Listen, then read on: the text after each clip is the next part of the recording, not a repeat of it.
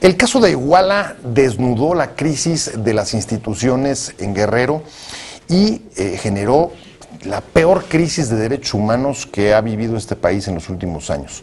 ¿Cómo salir del laberinto? ¿Cómo salir del rompecabezas de Guerrero y evitar sobre todo que esta dinámica de violencia se pueda reproducir en otras partes del país? Estamos en Opiniones Encontradas. Gracias por estar con nosotros. Soy José Buendía.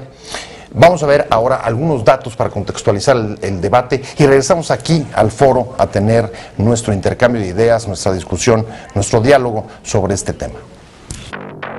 La necesidad de una investigación completa y transparente sobre el caso Iguala crece por la movilización de estudiantes y sobre todo la demanda de familiares de las víctimas, que hoy se reúnen con el presidente Peña Nieto para pedir nuevas estrategias de búsqueda de los estudiantes desaparecidos hace un mes. El Papa Francisco expresó su solidaridad con las víctimas, mientras la Casa Blanca se pronunció por una investigación a fondo.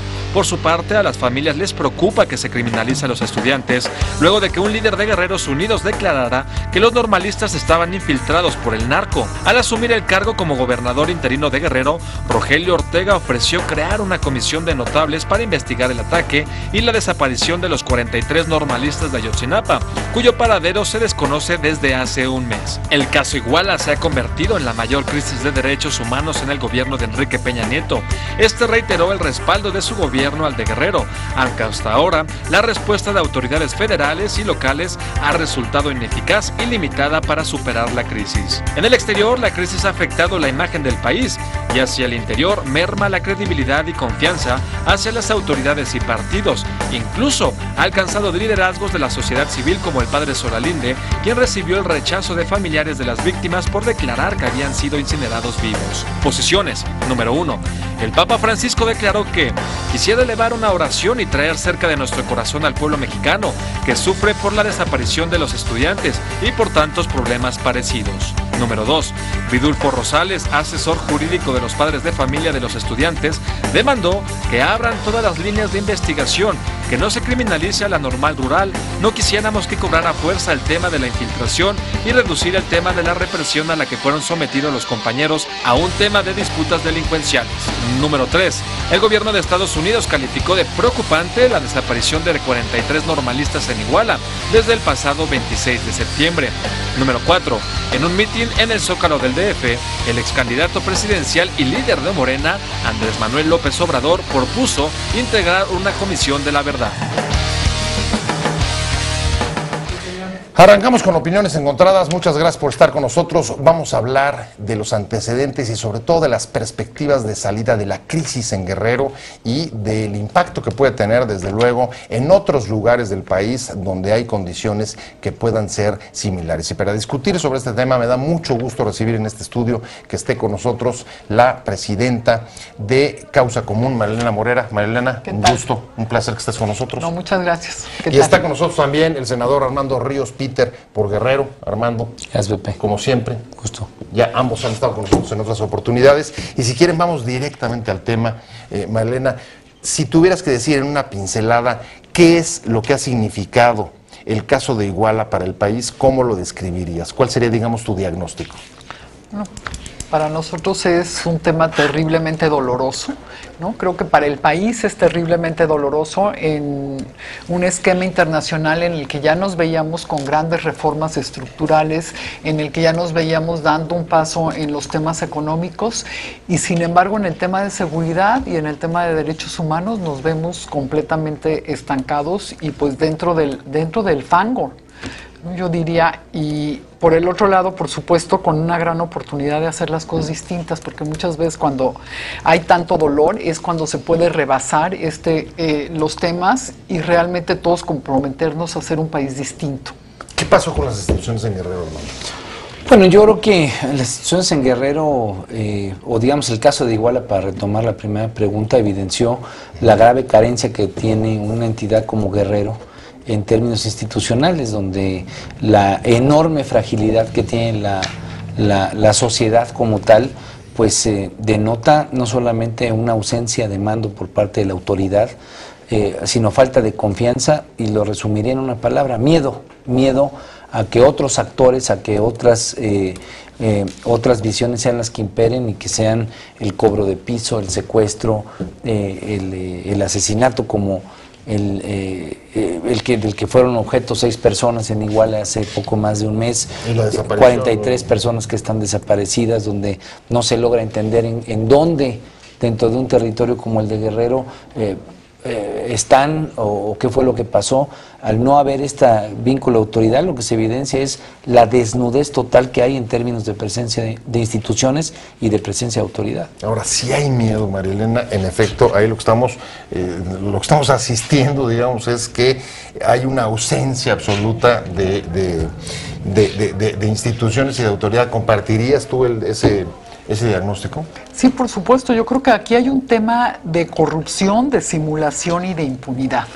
No creo que este es el círculo que rodea al estado de Guerrero, ¿no? Y desgraciadamente no solo al estado de Guerrero, ¿no? Podríamos también poner en esa situación a Tamaulipas, a Morelos, al estado de México, o sea, no es el único, ¿no? Sin embargo, aquí se evidenció, ¿no?, una colusión absoluta entre los criminales y los que podrían ser la autoridad, ¿no? Entonces dejan a la población completamente indefensa y crea esto un caldo de cultivo, que es lo que ahora estamos viendo en las calles, ¿no? El vandalismo que estamos viendo en las calles no es solamente porque la gente esté enojada, sino porque la gente está enojada y entonces está aprovechando la oportunidad para hacer lo que se le pega la gana, porque saben que no hay una autoridad que los vaya a contener. Y esto crea mucho más agravios, ¿no? Ahora, llegado a este punto, lo que se está proponiendo es, desde el gobernador interino, al tomar posición, ofrece crear una comisión de notables que entren, digamos, a la investigación sobre los desaparecidos.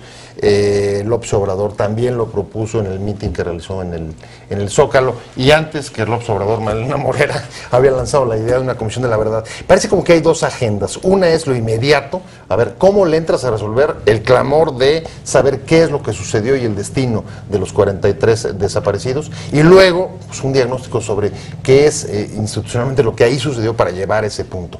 ¿Tú crees que propuestas como estas todavía, digamos, que lanzan el mensaje y hacen más evidente la ausencia o la ineficacia de las instituciones del Estado, de los distintos niveles, para poder aplicar política pública, comenzando por la seguridad? Yo creo que en el caso de Iguala lo que se evidencia es, bueno, todo este terror del que significa los 43 desaparecidos, sin duda, y que requiere de una respuesta contundente en donde la investigación clarifique, transparente, qué fueron estos hechos y qué fue lo que motivó una cuestión tan compleja y, repito, tan horrorosa en el sentido humanamente más incomprensible. Pero me parece que una comisión de la verdad, como la quisiera yo entender en el formato que fuera, es entender qué es lo que le está fallando al Estado mexicano, entender por qué si se tiene conocimiento por parte de la sociedad de que una autoridad pueda estar involucrada en actividades ilícitas, ilegales, pues ¿por qué llega al poder? ¿Por qué lo financian los partidos políticos? ¿Por qué lo permiten? Primero en el acceso y después en el mantenimiento, y luego cuáles son las omisiones. ¿Qué pasa con nuestras instituciones de inteligencia?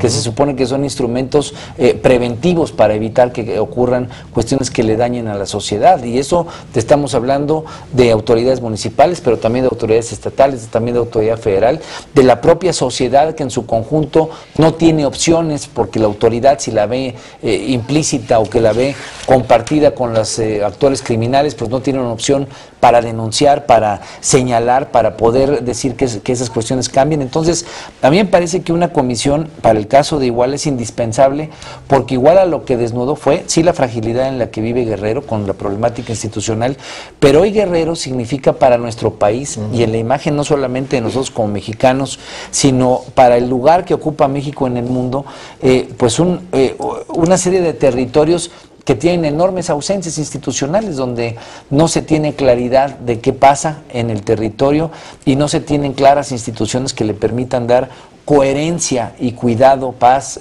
ausencia de violencia, seguridad a los ciudadanos. Entonces, me parece que Iguala, en lo terrible que es el caso, abre una necesidad y un área de oportunidad para que reflexionemos de fondo qué es lo que está funcionando mal, porque Iguala fue un ejemplo que salió a la luz pública y que se conoció, pero eso pasa en muchos lugares del territorio donde las fosas se han convertido en los lugares donde se reúne la gente ahora y han dejado de ser las plazas. Ese es el objetivo que ustedes tendrían, porque me parece que son dos, Malena. Una es entrar a saber qué falla de las instituciones públicas en Guerrero, del Estado en Guerrero, y otra es cómo poder investigar, descubrir y hallar, y en su caso sancionar a los culpables de la desaparición y por supuesto de los ataques en los que murieron también 6 estudiantes. Sí, mira, me parece que aquí ¿Cuál de las dos? A ver, lo próximo es la búsqueda, ¿no? Definitivamente se tiene que saber dónde están estos muchachos o qué fue lo que pasó con ellos, ¿no? Me parece que esa es la parte primordial y primera. Pero después de esto, la investigación nos tiene que llevar a encontrar quiénes son los responsables y que existan consecuencias. Me parece que una comisión de la verdad sin justicia no tendría sentido. Y el tercer punto es la reconciliación social. O sea, no podemos pensar que en un estado como Guerrero, donde ha habido tantísimas injusticias, las cosas se puedan componer por arte de magia si no hay una reconciliación social. Si no hay si yo te hice daño, nos podamos sentar en la misma mesa y hablar qué fue lo que sucedió y cómo lo solucionamos. Y esto me parece que no es un asunto que todavía está en la mesa y no es un asunto rápido, ¿no? Pero me parece que esta comisión de la verdad con justicia es hacia donde nos debe de llevar. Creo que en esta comisión deben estar personas de credibilidad, principalmente para las familias de las víctimas, ¿no? Y después de esto, por supuesto, que tengan las credenciales para hacerlo, que sean personas tanto de México como del extranjero y que realmente nos den una ventana de oportunidad de ver qué está pasando en Iguala, pero no solamente en Iguala. Esto nada más me parece que es como la punta del iceberg, porque mira, ahora que hemos estado hablando del caso de Guerrero, hay mucha gente que se ha comunicado conmigo y me ha dicho, oye Marina, ¿por qué tanto interés en Guerrero y no tienes interés en lo que nos ha pasado? Por ejemplo, me hablaron unas personas de Apatzingán, con las personas que mataron el año pasado en Apatzingán, o me buscaban otras personas de Tamaulipas, ¿y por qué no investigas lo de Tamaulipas, Mariana? Bueno, que ahí hay también, ¿no? Entonces me parece que no es exclusivo de Guerrero, desgraciadamente, ¿no? Y tendríamos que ver lo que está pasando en Veracruz. O sea, creo que delante de nosotros hay un tema de injusticia muy grave, donde hay miles de desaparecidos y muchísimo dolor. A ver, justicia, Armando. Justicia es recomponiendo las instituciones, creando nuevas formas de impartirla, recuperando, como dice María Elena, la convivencia en medio del contexto que tú hablas de miedo y de víctimas que hasta ahora no han logrado alcanzar esa promesa. ¿Cuál sería el foco? Porque digamos que son como varias las... Bueno, son varias aristas. Se requiere de una solución integral en un lugar como Guerrero, pero que desafortunadamente, y comparto con Marilena, se vuelve representativo de una problemática de mayores escalas y de mayores presencias territoriales en muchos estados de la República, pasan condiciones como las del Estado, pues es un problema en donde hay un problema económico de fuerte marginación, de pocas oportunidades para los jóvenes que al no poder emigrar muchas veces pues terminan siendo presa del crimen organizado y terminan siendo, digamos, ellos quienes los contratan por no tener otras opciones de empleo. Pero yo creo que el fenómeno, uno de los principales fenómenos que hay que atacar y que hay que entender, sobre todo que hay que entender y comprender, es el fenómeno de la violencia. Siempre está la inseguridad, que es una expresión, digamos, de esta problemática, pero la violencia tal vez es lo que le da semilla y lo que genera un terreno fértil para que se den las condiciones críticas de las que estamos hablando, donde no hay una clara resolución de un conflicto, donde la autoridad tiende a sesgarse en favor del que paga y no del que verdaderamente tiene la razón. Pues me parece que esto se da mucho en los contextos, especialmente en lugares como Guerrero, donde esta ausencia de autoridad, esta fragilidad institucional termina siendo, además de todo, en lugar de ser quien equilibra y quien imparte justicia, termina siendo quien le da la razón, un agente más, donde la corrupción y la impunidad son parte fundamental de ese tejido empobrecido y ese tejido, digamos, desgastado, putrefacto, por usar una evidencia. Bueno, hay que entrarle a ese tema, hay que entrarle a la lógica, tanto la económica, porque esto significa opciones, signifiquicapacidades, significa involucrar a jóvenes, a mujeres, actores, pues que tengan otro tipo de opciones, pero de manera profunda si se requiere, si se quiere volver a tener presencia institucional que garantice confianza, que los ciudadanos tengan confianza hacia la autoridad, que la autoridad sea pues parte de esta resolución de conflictos, pero parte también de las decisiones que le permitan una mejor conducción a la comunidad, pues el tema de la justicia sin duda alguna es una de las esencias que faltan para combatir la violencia. Nos quedamos en el tema de la violencia, Marilena, me parece que es un tema clave desde que entró el actual gobierno, incluso esa fue parte de su discurso. No hay solamente que atacar la inseguridad, sino que hay que darle a la violencia, pero en la práctica, darle a la violencia, no sé si se ha traducido, por supuesto, en cambios en la estrategia de combate al crimen, se ha hablado de reconstruir, digamos, el tejido social, pero hay cosas que siguen aparcadas y Guerrero nos los ha, digamos, mostrado como problemas como incluso la connivencia de autoridades con el crimen o el abuso en el combate contra la criminalidad. ¿Por dónde te imaginas, ¿no? Ustedes que están planteando ahora una comisión de la verdad, que esta pudiera abonar, por ejemplo, en la salida de la violencia, o por lo menos a bajarla? Sí, mira, nosotros estamos pensando que no hay una sola solución, ¿no? Ni hay una sola acción. Nosotros estuvimos junto con un grupo de académicos y organizaciones, presentamos 7 puntos, ¿no? El primero es la Comisión de la Verdad con Justicia, pero también hay puntos alrededor de quitarle el fuero a los políticos, o sea, nos parece que eso es del siglo antepasado, ¿no? No tiene por qué tener fuero. Otro punto importante es ver los mapas políticos, porque los mapas políticos que tiene Gobernación o que tiene el CISEN, o sea, yo no creo que las instituciones de inteligencia no supieran quién era, por ejemplo, el presidente municipal de Iguala o quién era el gobernador de Guerrero. O sea, yo no lo puedo creer eso. Creo que ahí también hay una responsabilidad, deberían de hacer públicos por lo menos quiénes son las personas que tienen puestos políticos importantes. Establecer protocolos de control de confianza para quienes quieran tener un puesto de elección popular. Una reforma electoral en la que si tú como partido político pones a un delincuente en las papeletas electorales, que tengas una consecuencia, ¿no? Hoy el PRD no tiene consecuencias por haber puesto a Barca, ¿no? Y sabiendo quién era, o sea, sí me parece una cosa terrible. Luego, otro punto importante es la agenda anticorrupción, ¿no? Ya pasaron todas las reformas importantes, no, nos falta la de anticorrupción. Así es, que había estado atorada en el Claro, Congreso. ¿cómo es posible que no tengamos hoy una claridad en uno de los temas más graves para el país, que es la corrupción a todos los niveles, ¿no? Y el último punto, por supuesto, es la reforma policial democrática, ¿no? Si queremos un mejor país, tenemos que tener una mejor policía. Y de la policía nunca nos acordamos ni para subirle el sueldo, ni para respetarla. No nos acordamos de ella nunca más que cuando algo sucede mal, entonces volteamos y vamos a la policía. Así no podemos tener una buena policía. Bueno, pero a ver, comenzando por el ejemplo, por el último punto del asunto de la policía, digo, por la vigencia que tiene dentro del caso de Iguala. La renovación de policías parece que tampoco ha sido suficiente, cambiar unos por otros, si no modificas, digamos, la institución o las coordenadas de autoridad, porque finalmente siguen instrucciones y aunque metas gente que no haya estado maleada, por usar una palabra, pronto a lo mejor actúa con la misma lógica.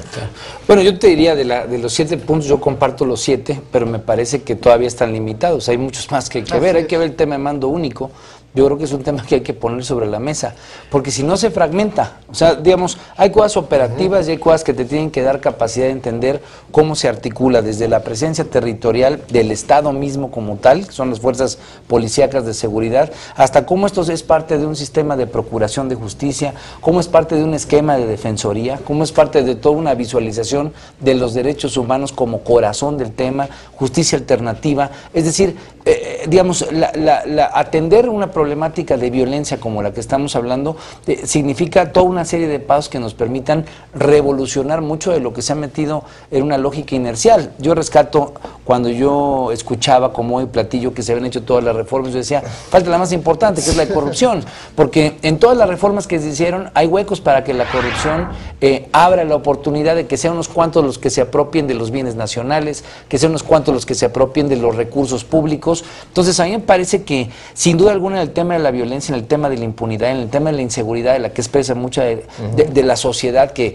tiene miedo de que la asalten, tiene miedo de que la secuestren, tiene miedo de que le cobren piso, tiene miedo de que le causen daño, que ese es el problema que tenemos en el país, el miedo. Pues todo lo que tenemos que tener es una dinámica institucional que atienda parte de los, digamos, de las cuestiones esenciales.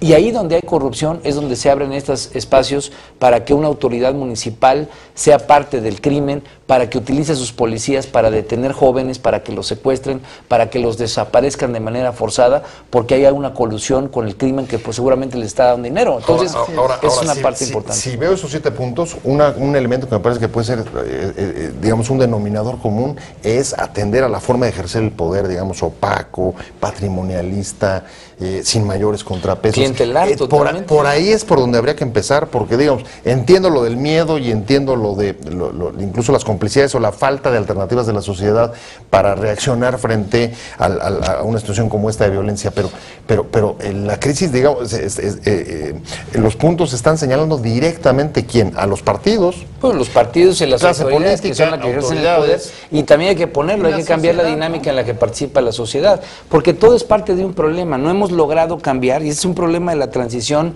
desafortunadamente inacabada que tenemos. No hemos pasado, pueden cambiar partidos políticos, pueden cambiar autoridades, pueden cambiar sus tamaños, sus perfiles, sus discursos, pero la lógica clientelar de la dinámica de la autoridad para con la sociedad sigue siendo la misma, y esa abre no solamente focos de que los sujetos no sean sujetos, sino que son objetos, tal cual ese es el problema que tenemos cuando se compra el voto, cuando la corrupción es la que impera en una campaña y la que lleva pues, a un actor, el que sea, solamente porque gastó más dinero. Desde ese momento hasta el planteamiento de decir qué tanta capacidad de exigirle que me dé buenas dinámicas de autoridad, que me dé buena seguridad, que me dé buen combate a la violencia, pues cuando la propia compra o venta del voto ha sido parte de la corrupción que implícitamente origina la autoridad. Entonces, es un problema mucho más de fondo, pero no hay que quedarse solamente en el análisis técnico. Hay que poner respuestas concretas. Si estas son 7 que estén sobre la mesa y que la sociedad está tomando, hay que retomarlas, hay que ver con cuáles profundizamos y ampliamos,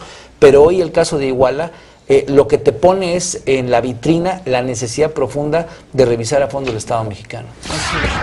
Ahí el orden de los factores se altera el producto. Hay que meterle primero a la sociedad, lograr bajar el enojo, la reconciliación, la ira que decía Armando, o tienes que entrar a hacer, digamos, casi un convencimiento de la necesidad de transformar las formas de ejercer el poder y derivado de eso, pues, un cambio institucional. Son las dos partes, ¿no? Al mismo O sea, tiempo, sí, es que al mismo tiempo está un poco difícil. Pues sí, lo que pasa es que ahorita tienes que bajar el enojo social que hay en Guerrero, y que mucho es con razón, por supuesto, y por el otro lado tienes que ver cómo vas a arreglar esas instituciones, por lo menos para poner la base mínima para los candidatos que vengan y para el siguiente gobierno que venga, porque recordemos que van a tener elecciones en menos de un año, ¿no? No, en 7 meses. En 7 meses, o sea, realmente no hay nada de tiempo, ¿no? Y sin embargo, sí hay muchas cosas que hacer, y en ese contexto de que hay muchas cosas que hacer, por lo menos tienes que tener la base de justicia y de policía, que es lo mínimo que requieren estas comunidades. Pero a ver,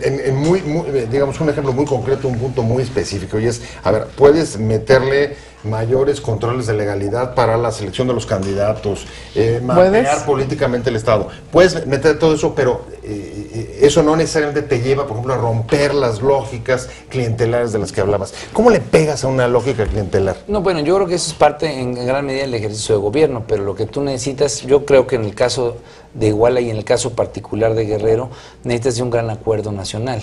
O sea, digamos, no es dejarlo a la ligera y pensar, bueno, pues ¿qué pasó ahí? No, yo creo que en ese contexto, en esa ubicación, en ese territorio específico que significa Iguala, está pasando mucho de lo que pasa en el país.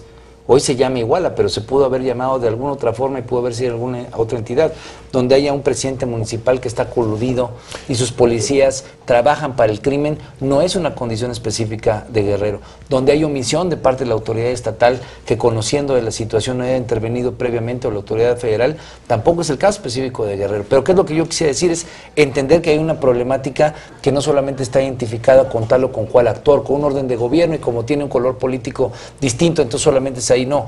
Hoy lo que evidencia esta problemática territorial es la necesidad de trabajar con la sociedad, indispensable, porque el enorme desgaste que tienen los partidos políticos, los actores públicos, nos lleva a retomar una dinámica de trabajo con la sociedad, a tener un gran acuerdo entre los actores políticos para ver cómo metes estos temas, cómo vas a seleccionar a los candidatos. Si tal vez un partido político vamos a pensar que lo haga con gran dinámica, ¿qué nos garantiza que los otros no lo hagan? Claro. ¿Qué nos garantiza que la dinámica del uso del dinero, que busca crecer para ganar, pues no agarre y eche mano? Vamos a pensar no solamente en las actividades ilícitas, de la simple corrupción, que es en la que se dan los contratos previos a llegar al poder. Bueno, claro, pues ese es el problema, es el corazón de fondo que tienen planteamientos como este y que Iguala te pone en contexto. La crisis que hoy pone sobre la mesa Iguala es una crisis del Estado mexicano, por eso la crítica internacional y por eso la necesidad imperativa de solucionarlo. ¿Cómo se puede resolver? No por encimita, se tiene que resolver a fondo y se tiene que resolver junto con la sociedad. Ahora, ¿cuál es el orden, Marlena? ¿Acuerdos locales para hacer, digamos, cambios dentro de hasta donde se pueda dentro de la legislación electoral y las instituciones locales? ¿O tiene que haber un acuerdo mayor que cambie las reglas del juego y se refleje no solamente en Guerrero, sino en otros lados?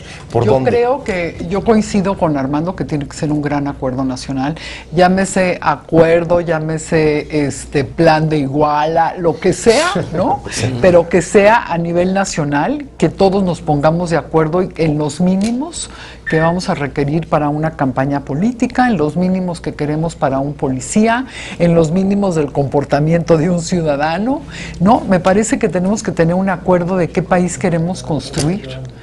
Y a partir de eso, entonces sí, tenemos el foco en Guerrero, tenemos el foco en Tamaulipas, en el Estado de México, en Michoacán o en Morelos, o en otros estados que están mucho mejor, ¿no? O sea, digamos, incluso una revisión del Pacto Federal.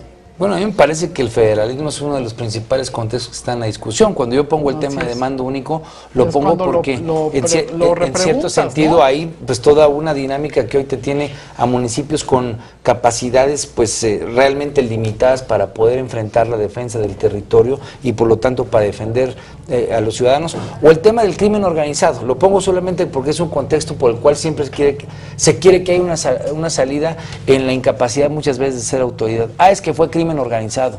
Entonces, como es crimen organizado, le toca a la federación, pero los muertos se van sumando de uno en uno, de dos en dos, en el fuero común y que es responsabilidad del Estado. Entonces, ahí tienes dinámicas que muchas veces terminan abriendo la puerta para la ilusión, para la responsabilidad y para la falta de compromiso, que es de lo que hoy carecen este tipo de temas, compromiso de autoridad. Y porque muchas veces no saben los policías, por ejemplo, no saben hasta cuál es su límite y qué le toca al municipal, qué le toca al estatal y qué le toca al federal. Te invitamos a seguir cuestionando la información con los siguientes videos.